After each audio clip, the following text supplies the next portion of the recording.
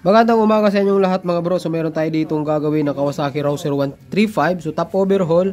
Magpapalit tayo mga bro ng lahat ng gasket. Tapos magpapalit tayo ng clutch lining. So ang customer natin ayan si bro. Dito pa rin si Boss Danny. So galing pa ito mga bro ng ayan, dala ko yung tricycle overhaul. Papapalitan ng sigunyal tsaka ano? Sigunyal tsaka black daw Pero wala na yung tagas. Yeah, pasyente natin dyan yan. Kung lang kayain dyan? Ha? Kung lang kayain dyan? Oo. Mawalain dyan. Ilipat natin yan mami. Doon sa gabi. Doon sa lote. Oo. Yan mga bro. So, ito kasi para mas mabilis kasi nagmamadali rin yung may-ari. So, si Boss Danny na ang papagawin natin dito sa cylinder head. So, ang gagawin natin mga bro, magpapalit tayo ng panibagong clutch hub at saka clutch lining. So marami pa rin yung nagme-message sa atin, marami pa rin yung nagtatanong kung paano ang tamang pagpalit ng clutch lining at saka clutch hub. Okay? So yan mga bro, bago natin umpisahan yung ating video ngayong araw, yung mga bago pa lang dito sa ating channel, huwag niyo pong kalimutan mag-subscribe para po lagi kayong updated kapag mayroon tayong gagawin ng mga panibagong videos. So tara!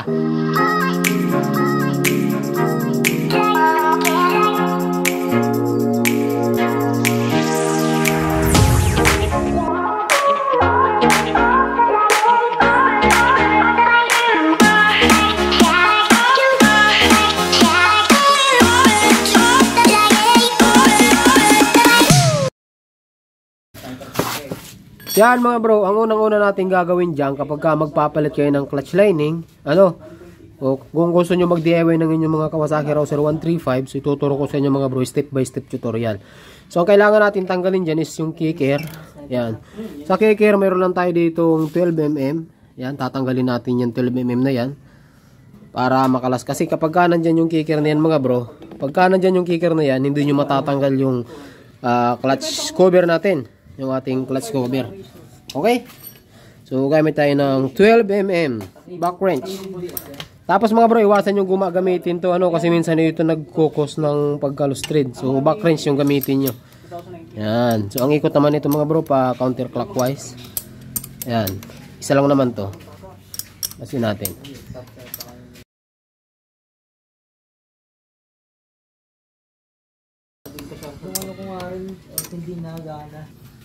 Yan, so kalas na. Tanggalin lang natin ito mga bro. Yun. Yan, so natanggal na. So ibalik nyo lang dito para hindi mawala yung bolt. Kasi minsan nawawala yung mga bro Yan, okay. So pagkatapos nyan mga bro, yung kailangan natin gawin dyan. So tanggalin nyo lang tong, ayan, lahat ng bolt. Yan. Tanggalin natin lahat ng 8mm. So gamit tayo ng 8mm dito na back wrench. Okay? So, tanggalin natin yan mga bro. So bago natin kalasin yung 8mm na yan mga bro, so kailangan nyo ng lagayan kasi kapag kinalas natin yan, tatagas ng langis dyan. Kaya kailangan meron kayong lagayan. Ayan. So dahil ano na ngayon mga bro, medyo high-tech na. So gagamit tayo ng impact at saka 8mm. Ngayon kung wala, pwede kayo gumamit ng T-wrench tsaka yung L-wrench. So kailangan nyo lang tanggalin lahat ng 8mm na yan.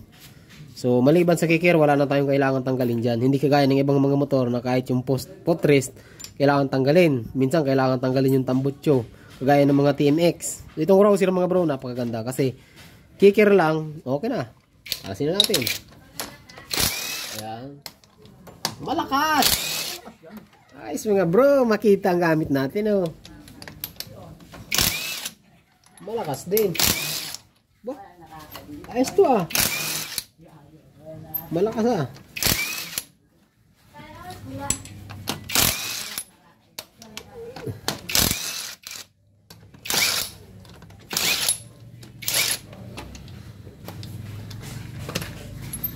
Malakas nga. Ayan mga bro. Ito mga bro, wala nang ito kasi pare-parehas naman ng nito. Ang haba nito ng clutch, pare-parehas. Hindi kagaya sa ibang motor, mayroong mahaba, mayroong may iksi. Dito pare-parehas lang. Ayan, kita nyo mga bro.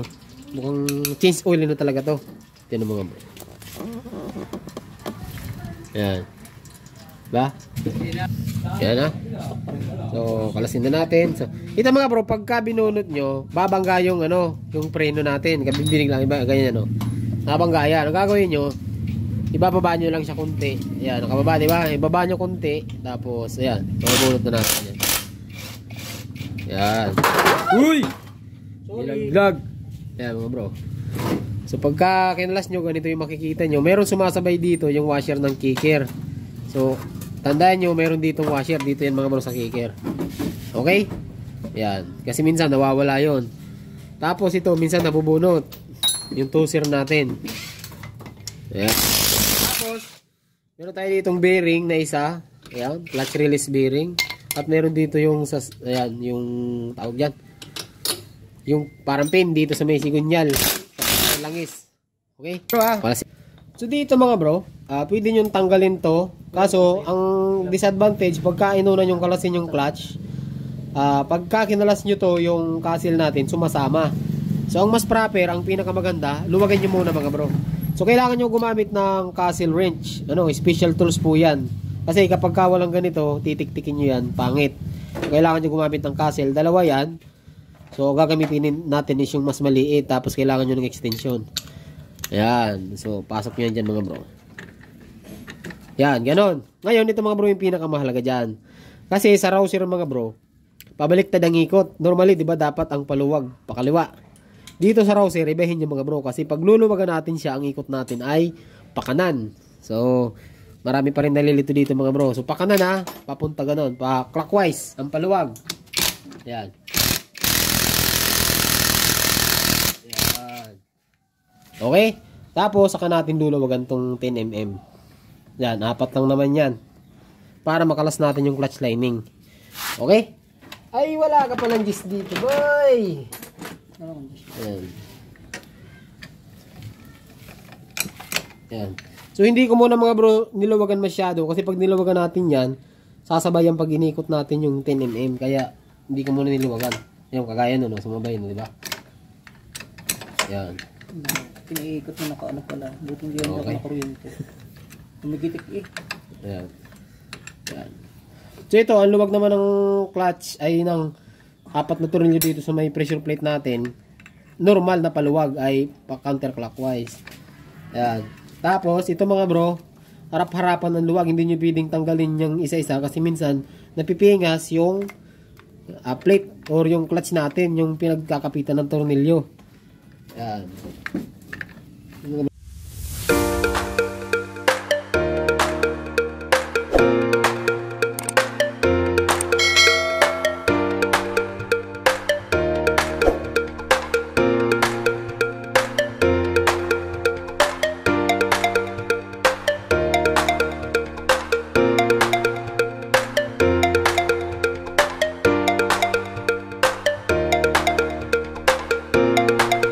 Tanggalin natin mga bro yung clutch spring ha. Kasagad tong oras. Yan mga bro ha. So pagkatapos yung makalas yung 4 na 10mm na bolt dito, ito, yung castle nut natin, tanggalin na natin yan mga bro. Ayan. Okay? Ulitin ko sa inyo mga bro ha. Pa-clockwise po ang pagluwag ng mga nut nito. Ayan. 180, 200, 220, ganito mga bro. Tapos meron ditong washer na dalawa. Ayan. Yan, dalawa ang washer nito mga bro ha. Ayan, ito po yan oh. Yung makapal sa ilalim, yung manipis sa ibabaw. Ayan. So, tapos, yan, makakalas na natin yung pinaka-clutch housing. Okay? Ayan, clutch housing. So, meron ditong collar or bushing, tapos isang washer dito sa loob. Ayan, pero ito, no need na rin naman kalasin mga bro kung magpapalit lang kayo ng lining.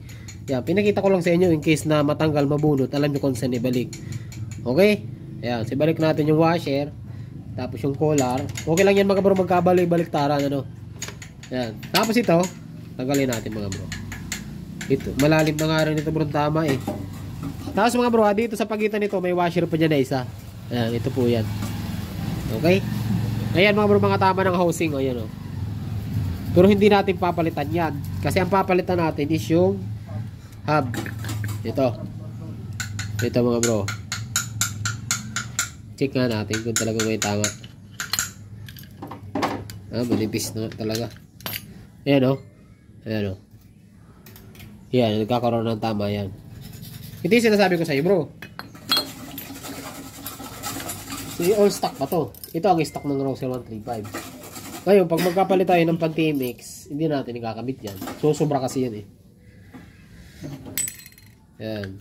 Tapos mga bro, ito naman yung ating plate. Ito, may maraka na sunugan na langis. Ayun o. Umiitim, maputi, itim. So, yung itim, ano yan mga bro? Minsan, matagal mag-change oil. Nangingitim yan. Okay? Tapos ito yung lining. Clutch lining. So, alternate lang ito mga bro ang lagay. Tapos plate. Ayan. Plate. Tsaka lining. Okay? Tapos, clutch plate ulit. Yan. Tapos lining. Sa pagkakabit natin, ganun din yan. Yan. Ito, wala na talaga mga bro. Yan. Sobrang nipis na po talaga. So, isa sa dahilan kung bakit mahina humatak. Minsan, nagpalit kayo ng bagong line. Actually, medyo makapal pa to. Hindi pa naman totally sunog. Taba pa. So, kahit magpalit kayo ng clutch lining na bago, kung sira na yung, kung manipis na tong plate natin, ayan, ito mga bro. Kasi numinipis din to eh. Numinipis din yan eh. Pagka numipis yan, kahit magpalit kayo ng clutch lining na bago, wala na rin yan. Wa-effect yan. Lalong-lalo na kung may tama to. Ayan o, lalim na o. Ngayon, ang solusyon dyan, pwede nyo dublehin tong clutch lining. So, bali pag papatungin yung dalawa, grinderin nyo lang to. Kasi ano lang naman yung mga bro eh, yan o. Lining, parang pad lang. Pag tinanggal nyo yan, mayroong alloy dyan, ayan. So, pwede nyo pagpatungin yan kung wala kayong pambili ng bagong ganito. Saka ito. Yan o. Diba? So, linisan muna natin bago natin ikabit kasi linisan muna natin to bago natin isalpak. Yan mga bro, so bali ito yung kakabit natin.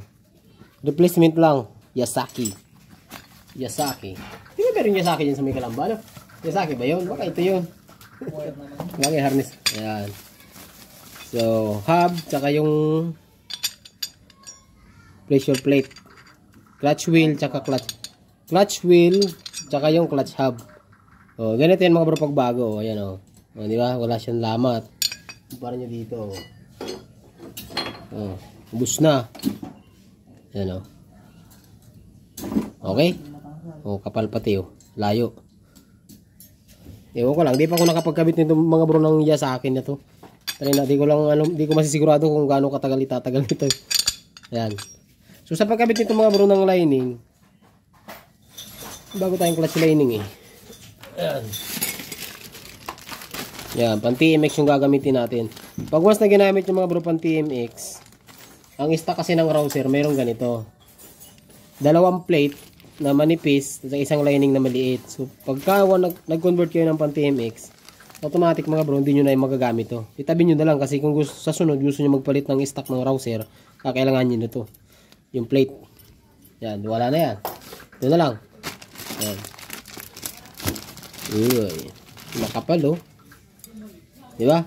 So, sa pagkabit nyan mga bro, sa clutch hub, una yung lining muna. Sa lahat ng motor, ganito mga bro, lining muna, diba? Tapos plate. Ngayon sa plate, hindi basta-basta kinakabit yan, mga bro. Kung pansinin nyo, parang normal lang, parang wala lang. Pero pag kinapa nyo yan, dito matalim, sa kabila, smooth lang. So, matalim. Ayun. At saka, smooth, walang talim to. Ito, matalim. Yung matalim, nakaharap sa inyo yan. Nakaibabaw siyang ganun. Pwede naman yan ganito, pero kung usapang proper mga bro, mas tama yung ganito. Ayan, para hindi siya mag-slide. Diba? Ayan. Plate. Tapos lining. Tapos plate ulit. Ulitin ko yung matalim na ibabaw. Ayan. Tapos lining ulit. Tapos plate. Ayan. Tapos lining ulit. Ayan. Tapos plate ulit. Ayan. Tapos lining. Ba, ganda. Ayan. Tapos na. Tapos yung clutch wheel. Okay? Ayan o. Iyan o. Ganda. Diba? Tapos, kabitan natin itong mga brong housing. Ngayon, ito yung housing mga bro. Kaya nasisira yung oil pump na yan. Pag pinirsan yung ganyan. Kung mapapansin nyo, ang thread nito, ay ang hiwa-hiwa niya. Ang tawag dyan. Yung gear niya, hindi naman niya tuwid eh. Pag ganun siya, pa-slant. Ayan o.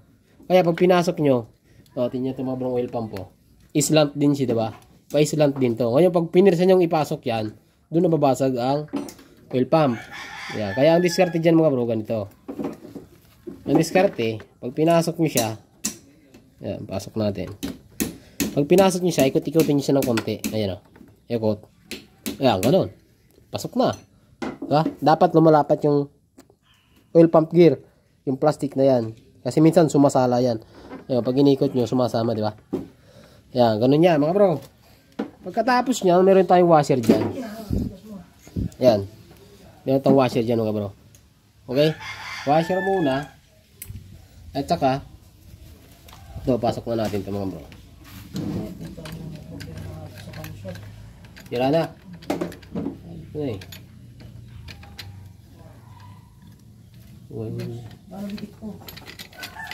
Ayan. Okay, ito mga bro, yung isa, pwede nyo lagay dito. Pero mas maganda pag samasamahin na natin. Pwede naman dito yan, pwede naman dito. Wala namang kaso yon. Okay? Pagkatapos nyan, meron tayo dito ng dalawang washer. Ayan. Magkapares ng laki pero mas makapal yung isa. Yung makapal sa ilalim yan. Ayan mo bro. Diba? Tapos yung maliit. Ayan.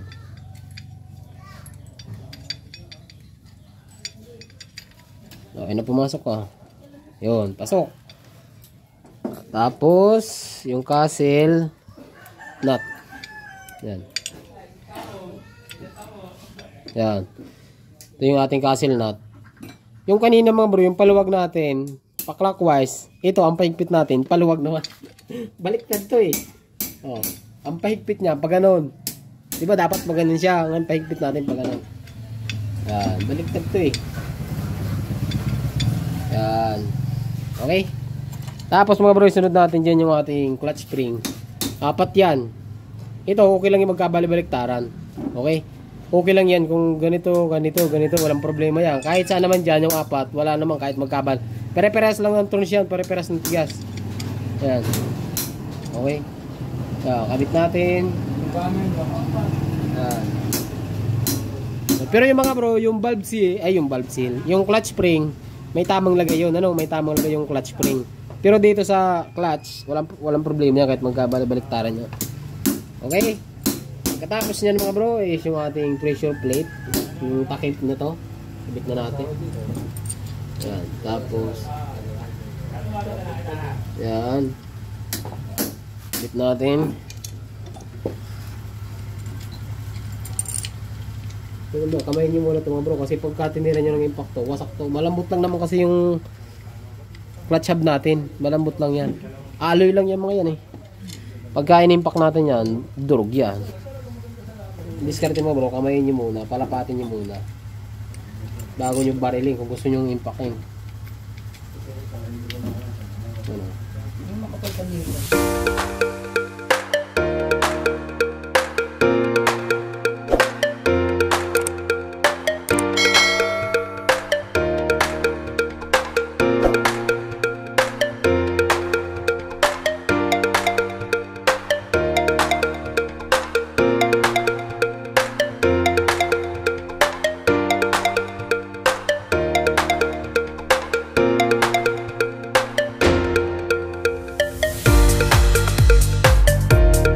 So pagkatapos yung mahigpitan, yung siguraduhin nyo mga bro mahigpit yan ha. Pero wag nyo naman higpitan na sobrang sagad kasi ulitin ko, aloy lang yung pinagkakapitan yan. Kunting sagad nyo dyan, pag umuwi kayo dyan, gumawit kayo ng persa, ginamitan nyo ng persa, mababasag dyan. So tama lang, wag naman yung luwag, wag naman yung sobrang higpit. Tama lang ba kumbaga. So pagkatapos nyan, siguraduhin nyo na mahigpit to kasi mawawalan kayo ng clutch mga bro. Yan. So ang higpit nito, paluwag. Pag ano na. Yan, higpitan na natin. Grabe, malakas din yung nakita na to 21 volts. Palit tayo bro! Yan mga bro. So, okay na tayo dito. So, wag nyo kakalimutan yung bearing. Yan, yung bearing, i-check nyo rin to kasi naingay yan. Parang yung uulan na ang tunog.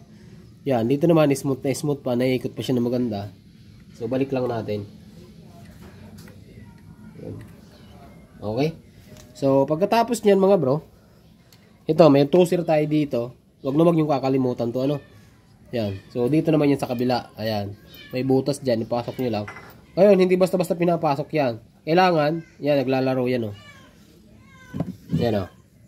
Oh. May spring kasi yan, mga bro. Okay? So, pagkatapos nyan, mga bro, tapos na. Tapos na yan. Pwede na natin takpan yan. Yan. Okay? Punasan lang muna natin.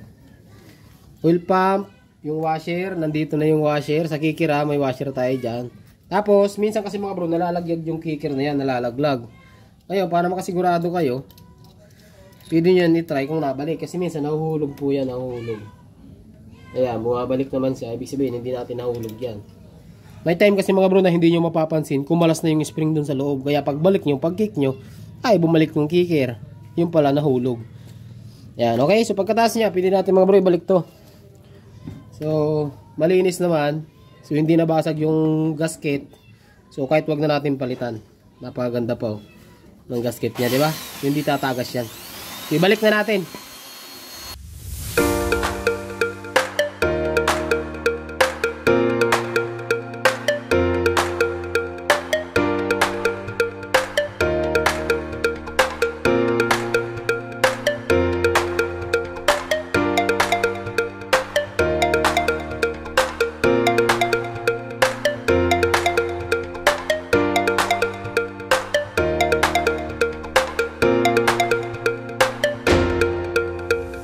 So, pagkatapos yung may lagay yung crankcase, nahigpitan nyo na yung 8mm. So, huwag nyo kakalimutan yung kicker, mga bro. Ayan. Kicker. 450. Balik natin yung kicker. Pero kung bibili mo lang sa...